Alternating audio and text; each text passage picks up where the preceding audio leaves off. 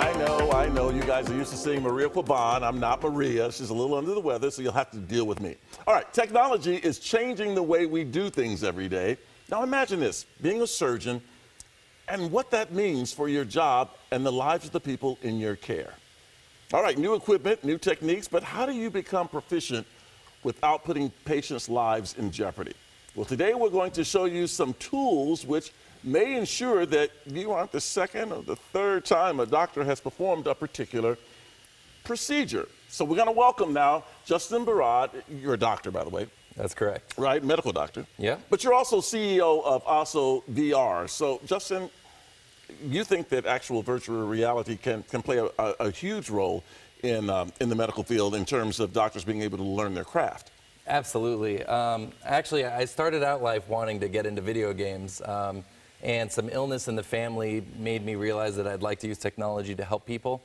So to better understand the problems, I became a surgeon, and as I was learning to do surgery, I realized that our system of training is not working as well as it used to. And about 30% of our graduates right now graduate unable to operate independently. Yeah. And not only that, the new technology that's coming out, like 3D printing or robotics, it's so complex that it's too hard to learn. That's quite a combination, by the way, doctor, gamer. Okay, but listen, this actually is serious stuff. Because if a doctor can learn to perform a procedure and do it over and over and over again using VR, then by the time they're actually operating on a patient, they're pretty proficient. That's the idea, right? That's the idea, because right now they're just practicing on you and me. Okay, so give us an example. Show us how this all works. All right, well, let's get you behind the wheel. All right. So we use just off-the-shelf gaming hardware. So you put on this headset here, and these controllers will track your hands. Okay. And then you'll see I'm in a virtual operating room. I have all the equipment I need. Orthopedic surgery is a lot like putting together IKEA furniture. So I'm just going to hammer this in here. So this surgery I'm doing is to treat a tibial shaft fracture, so a shin bone. If it's broken, you actually treat it by slamming this titanium rod inside of it. It's pretty amazing. And basically, you can start walking on the same day. This is pretty fascinating. So you teach doctors how to utilize this equipment? Exactly. So we've done some studies that show that people that learn using our system perform surgery twice as well as non-VR trained individuals. Why do you think that is?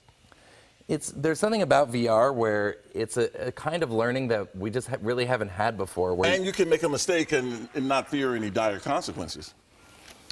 Yeah, not only that, but you know, when you're reading a book or watching a video or even watching someone else do surgery, it's just different than doing it yourself. So, you know, the best way to teach someone to fish is just let them fish. So even if you are the third or the fourth patient that a doctor is performing a procedure on, this doctor may very well, by using VR, maybe he's done this operation 200-300 times. Exactly. And right now they have to do it 100 times on people to do it safely, and this way we can, get it down to 4 or something like that. Now, this is already being used at UCLA, Yeah, we're being used in over 10 of the top programs across the country and also in the UK. And UCLA is using it as well. Now, is there any controversy at all regarding this, or is this just, there's no downside to this? Yeah, no, it's all upside. I mean, I think everyone's desperate for this technology. They recognize that this is a pretty critical issue facing our healthcare system. How simple is this operating? I mean, could I do it? I mean, I've never gone to medical school. I have no training. Anyone can do it. Okay, well, show me how. All right. How can I do it? Just put on this headset here. I don't know if it'll fit on my head, but let's try it. All right. All right. And then just hold out your right hand. Okay. And then your left hand. Okay. And then if you your middle finger will close and open your hands. Take a step back. And everything you need will be to your right. I can see it very clearly. So if you grab that hammer to your right, you can just slam that thing in. Yeah, how do I grab it? So turn to your right. There's a table next to you. You see that little glowing hammer there? I think I'm going to cut this guy's leg off. That's also an option. Okay, well, we don't want to do that, though. All right, I can't really see how to do it, but you know what? I've never done this before. Exactly, and we can take first-time users and get them onboarded pretty quick. Okay, well, you know what? I'll let the doc stick to it. Appreciate that. Because I can't. But this really, it sounds like it's a really useful tool for being able to help doctors who are trying to learn these various operations, which is really all the point. Exactly. If you're talking about, a rural area where they don't have access to training or wanting to use a new technology that's going to help patients, but it's too hard to use. How did you develop this? What gave you this idea to begin with? So I had that background in gaming, and so I was able to create this myself, and then I teamed up with a professional game developer, and now we have a team of over 14 people. And how long did it take to actually develop this? I mean, all of our modules take a few months, 2 to 4 months, but the company's been around for about 1.5 years now. Okay, try it one more time. I really want to see, because I'm not very good at it, so I really want to see how you actually do this. All right, here we go.